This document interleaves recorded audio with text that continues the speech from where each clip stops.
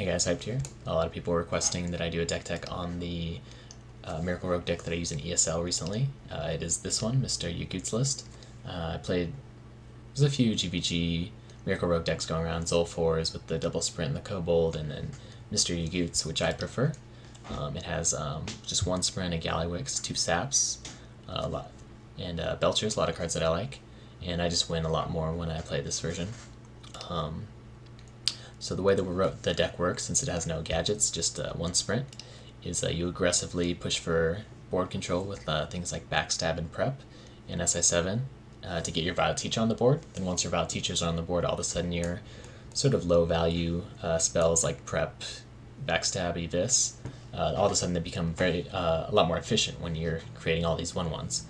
And then once you do gain control of the board, you can even be even more efficient by using like Spell Power with Fan and Ice and Shiv to just really efficiently remove all their creatures while you're still making 1/1s the whole time.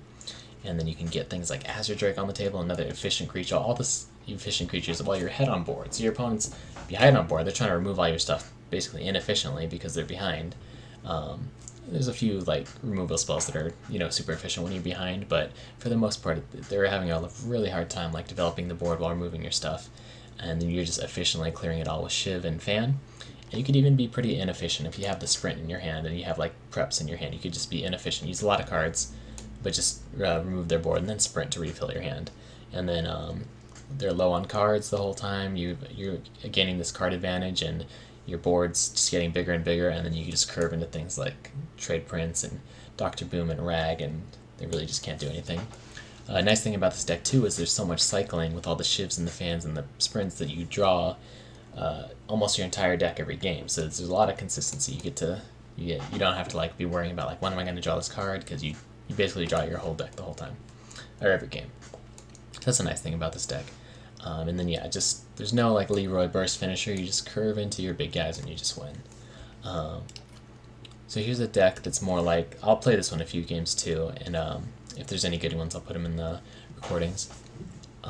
This is like more based on Zolfor's deck, so it has the Kobold, the double sprint. This one has a Sylvanas, so sometimes if you have like an Azure Drake on the table, you can like Sylvanas, Evis your Sylvanas or something, or just Shiv and backstab it to steal their creatures. And if they ignore your Sylvanas, you can kind of punish them by just like Blade Flurrying their board down. That comes up a few times. But yeah, there's only one sap, and the Kobold, it's nice against Hunter and Zoo, but it doesn't help that much. But I'll try this deck out a little bit and see how it works. But yeah, those are the two decks. But yeah, mostly I prefer Mr. Yugu's deck. It's the one I played in ESL.